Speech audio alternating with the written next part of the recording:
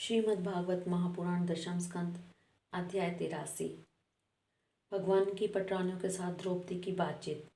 श्री सुखदेव जी कहते हैं, परीक्षित, भगवान श्री कृष्ण की गोपियों को शिक्षा देने वाले हैं और वही उस शिक्षा के द्वारा प्राप्त होने वाली वस्तु है। इससे पहले जैसा कि वर्णन किया गया है, भगवान श्री कृष्ण ने उन पर महान अनुग्रह किया। जब उन्होंने धर्मराज युधिष्ठिर तथा अन्य समस्त संबंधियों से कुशल मंगल पूछा, भगवान श्री कृष्ण के चरण कमलों का दर्शन करने से ही उनके सारे अशुभ नष्ट हो चुके थे। अब जब भगवान श्री कृष्ण ने उनका सत्कार किया, कुशल मंगल पूछा, तब वे अत्यंत आनंदित होकर उनसे कहने लगे, भगवान, बड़े बड़े महापुरुष मन ही मन आपके चरणारविंद का मकरंद रस पान करते रहते हैं। कभी कभी उनके मुख कमल से लीला कथा के रूप में वह रस छलक पड़ता है। प्रभु, वह इतना अद्भुत दिव्य रस है कि कोई भी प्राणी उसको पी ले तो वह जन्म मृत्यु के चक्कर में डालने वाली विस्मृति अथवा अविद्या को नष्ट कर देता है। उसी रस को जो लोग अपने कानों के दोनों में भर भर कर जी भर पीते हैं, उनके अमंगल की आशा ही क्या है। भगवान, आप एक रस ज्ञान स्वरूप और अखंड आनंद के समुद्र हैं।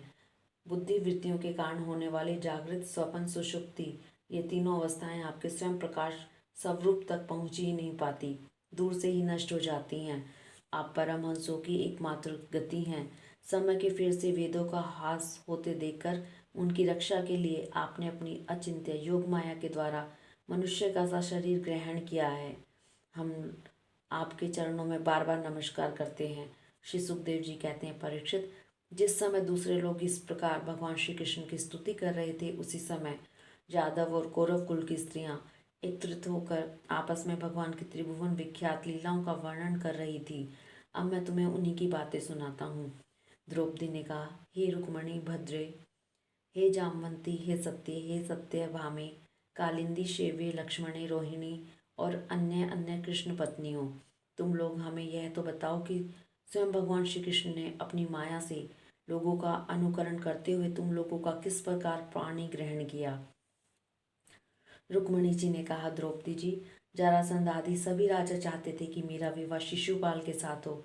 इसके लिए सभी शस्त्र अस्त्र से सुसज्जित होकर युद्ध के लिए तैयार थे, परंतु भगवान मुझे वैसे ही हर लाए जैसे सिंह बकरी और भेड़ों के झुंड में से अपना भाग छीन ले जाए। क्यों ना हो, जगत में जितने भी अजय वीर हैं, उनके मुकुटों पर इन्हीं की चरण धूलि शोभायमान होती है। द्रौपदी जी, मेरी तो यही अभिलाषा है कि भगवान के वे ही समस्त संपत्ति और सौंदर्य के आश्रय चरण कमल जन्म जन्म मुझे आराधना करने के लिए प्राप्त होते रहें, मैं उन्हीं की सेवा में लगी रहूं। सत्यभामा ने कहा, द्रौपदी जी, मेरे पिताजी अपने भाई प्रसीन की मृत्यु से बहुत दुखी हो रहे थे, अतः उन्होंने उनके वध का कलंक भगवान पर ही लगाया। उस कलंक को दूर करने के लिए भगवान ने राज जामवान पर विजय प्राप्त की और वह रतन लाकर मेरे पिताजी को दे दिया। अब तो मेरे पिताजी मिथ्या कलंक लगाने के कारण डर गए। यद्यपि वे दूसरे को मेरा वाग्दान कर चुके थे, फिर भी उन्होंने मुझे संयमंतक मणि के साथ भगवान के चरणों में समर्पित कर दिया। जामवती ने कहा, द्रौपदी जी, मेरे पिताजी ऋक्षराज जामवान को इस बात का पता न था कि यह मेरे स्वामी भगवान सीतापति हैं, इसलिए वे इनसे 27 दिन तक लड़ते रहे, परंतु जब परीक्षा पूरी हुई, उन्होंने जान लिया कि ये भगवान राम ही हैं। तब इनके चरण कमल पकड़कर संयमंतक मणि के साथ उपहार के रूप में मुझे समर्पित कर दिया। मैं यही चाहती हूँ कि जन्म जन्म इन्हीं की दासी बनी रहूं। कालिंदी ने कहा, द्रौपदी जी, जब भगवान को यह मालूम हुआ कि मैं उनके चरणों का स्पर्श करने की आशा अभिलाषा से तपस्या कर रही हूँ, तब वे अपने सखा अर्जुन के साथ यमुना तट पर आए और मुझे स्वीकार कर लिया। मैं उनका घर बुहारने वाली उनकी दासी हूँ। मित्रविंदा ने कहा, द्रौपदी जी, मेरा स्वयंवर हो रहा था, वहां आकर भगवान ने सब राजाओं को जीत लिया और जैसे सिंह झुंड के झुंड कुत्तों में से अपना भाग ले जाए, वैसे ही मुझे अपनी शोभामयी द्वारकापुरी में ले आए। मेरे भाइयों ने भी मुझे भगवान से छुड़ाकर मेरा अपकार करना चाहा, परंतु उन्होंने उन्हें भी नीचा दिखा दिया। मैं ऐसा चाहती हूँ कि मुझे जन्म जन्म उनके पांव पखारने का सौभाग्य प्राप्त होता रहे। सत्य ने कहा, द्रौपदी जी, मेरे पिताजी ने मेरे स्वयंवर में आए राजाओं के बल पुरुष की परीक्षा के लिए बड़े बलवान और पराक्रमी तीखे सींग वाले 7 बैल रख छोड़े थे। उन बैलों ने बड़े बड़े वीरों का घमंड चूर चूर कर दिया था। उन्हें भगवान ने खेल ही खेल में झपट कर पकड़ लिया, नाथ लिया और बांध लिया, ठीक वैसे ही जैसे छोटे छोटे बच्चे बकरी के बच्चे को पकड़ लेते हैं। इस प्रकार भगवान बल पुरुष के द्वारा मुझे प्राप्त कर चतुरंगिणी सेना और दासियों के साथ द्वारका ले आए। मार्ग में जिन शत्रुओं ने विघ्न डाला उन्हें जीत भी लिया। मेरी यही अभिलाषा है कि मुझे उनकी सेवा का अवसर सदा सर्वदा प्राप्त होता रहे। भद्रा ने कहा, द्रौपदी जी, भगवान मेरे मामा के पुत्र हैं। मेरा चित्त इन्हीं के चरणों में अनुरक्त हो गया है। जब मेरे पिताजी को यह बात मालूम हुई तब उन्होंने स्वयं ही भगवान को बुलाकर अक्षौहिणी सेना और बहुत सी दासियों के साथ मुझे इन्हीं के चरणों में समर्पित कर दिया। मैं अपना परम कल्याण इसी में समझती हूँ कि कर्म के अनुसार मुझे जहाँ जहाँ जन्म लेना पड़े सर्वत्र इन्हीं के चरण कमलों का स्पर्श प्राप्त होता रहे। लक्ष्मणा ने कहा, रानी जी, देव ऋषि नारद बार बार भगवान के अवतार और लीलाओं का गान करते रहते थे। उसे सुनकर और यह सोचकर कि लक्ष्मी जी ने समस्त लोकपालों का त्याग करके भगवान का ही वर्ण किया, मेरा चित्त भगवान के चरणों में आसक्त हो गया। मेरे पिता वृत्रसेन मुझ पर बहुत प्रेम रखते थे। जब उन्हें मेरा अभिप्राय मालूम हुआ तब उन्होंने मेरी इच्छा की पूर्ति के लिए यह उपाय किया। जिस प्रकार पांडवीर अर्जुन की प्राप्ति के लिए आपके पिता ने स्वयंवर में मत्स्य वेद का आयोजन किया था, उसी प्रकार मेरे पिताजी ने भी किया। आपके स्वयंवर की अपेक्षा हमारे यहाँ यह विशेषता है कि मत्स्य बाहर से ढका हुआ रहता है, केवल जल में ही उसकी परछाई दिख पड़ती थी। अब यह समाचार राजाओं को मिला तब सब राजाओं ओर से समस्त अस्त्र शस्त्रों के तत्वज्ञ हजारों राजा अपने अपने गुरुओं के साथ मेरे पिताजी की राजधानी में आने लगे। मेरे पिताजी ने आए हुए सभी राजाओं का बल पुरुष और अवस्था के अनुसार भली भांति स्वागत सत्कार किया। उन लोगों ने मुझे प्राप्त करने की इच्छा से स्वयंवर सभा में रखे हुए धनुष और बाण उठाए। उनमें से कितने ही राजा तो धनुष पर तांत भी न चढ़ा सके। उन्होंने धनुष को ज्यों का त्यों रख दिया। कईयों ने धनुष की डोरी को एक सिरे से बांधकर दूसरे सिरे तक खींच तो लिया, परंतु वे उसे दूसरे सिरे से बांध न सके। उसका झटका लगते ही गिर पड़े। रानी जी, बड़े बड़े प्रसिद्ध वीर जैसे जरासंध, अम्बष्ठ, नरेश, शिशुपाल, भीमसेन, दुर्योधन और कर्ण, इन लोगों ने धनुष पर डोरी तो चढ़ा ली, परंतु उन्हें मछली की स्थिति का पता न चला। पांडव वीर अर्जुन ने जल में उस मछली की परछाई देख ली और यह भी जान लिया कि वह कहाँ है।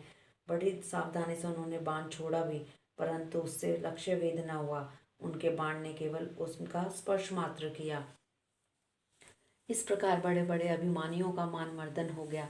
अधिकांश नरपतियों ने मुझे पाने की लालसा एवं साथ ही साथ लक्ष्य वेद की चेष्टा भी छोड़ दिया। तब भगवान ने धनुष उठाकर खेल ही खेल में अनायास ही उस पर डोरी चढ़ा दी, बाण साधा और जल में केवल एक बार मछली की परछाई देखकर बाण मारा तथा उसे नीचे गिरा दिया।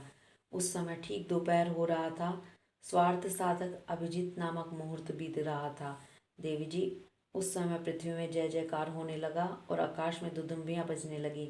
बड़े बड़े देवता आनंद विहल होकर पुष्पों की वर्षा करने लगे।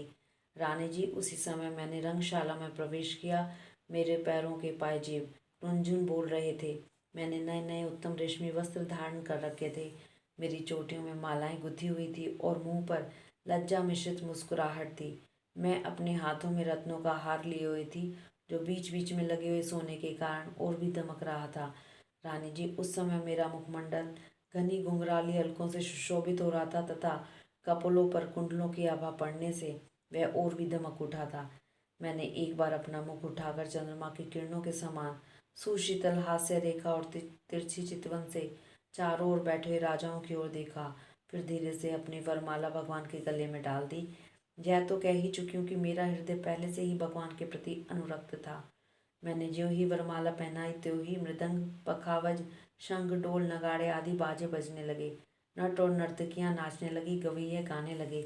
द्रौपदी जी, जब मैंने इस प्रकार अपने स्वामी प्रियतम भगवान को वरमाला पहना दी, उन्हें वरण कर लिया, तब कामातुर राजाओं को बड़ा डहा हुआ। वे बहुत चिढ़ गए। चतुर्भुज भगवान ने अपने श्रेष्ठ 4 घोड़ों वाले रथ पर मुझे चढ़ा लिया और हाथ में शांग धनुष लेकर कवच पहनकर युद्ध करने के लिए रथ पर खड़े हो गए। पर रानी जी, दारुक जी ने सोने के साथ सामान से लदे हुए रथ को सब राजाओं के सामने ही द्वारका के लिए हाँक दिया, जैसे कोई सिंह हरिनों के बीच से अपना भाग ले जाए। उनमें से कुछ राजाओं ने धनुष लेकर युद्ध के लिए सज धज कर इस उद्देश्य में रास्ते में पीछा किया कि हम भगवान को रोक लें, परंतु उनकी चेष्टा ठीक वैसी ही थी जैसे कुत्ते सिंह को रोकना चाहते थे। शांग धनुष से छूटे तीरों से किसी भी की बाह कट गई तो किसी के पैर कटे और किसी की गर्दन ही उतर गई। बहुत से लोग तो उस रणभूमि में सदा के लिए सो गए और बहुत से रणभूमि छोड़कर भाग खड़े हुए। तदंतर यदुवंश शिरोमणि भगवान ने सूर्य की भांति अपने निवास स्थान स्वर्ग और पृथ्वी में सर्वत्र प्रशंसित द्वारका नगरी में प्रवेश किया। उस दिन वह विशेष रूप से सजाई गई थी। इतनी डंडियां, पताकाएं और तोरण लगाए गए थे कि उनके कारण सूर्य का प्रकाश धरती तक नहीं आ पाता था। मेरी अभिलाषा पूर्ण हो जाने से पिताजी को बहुत प्रसन्नता हुई।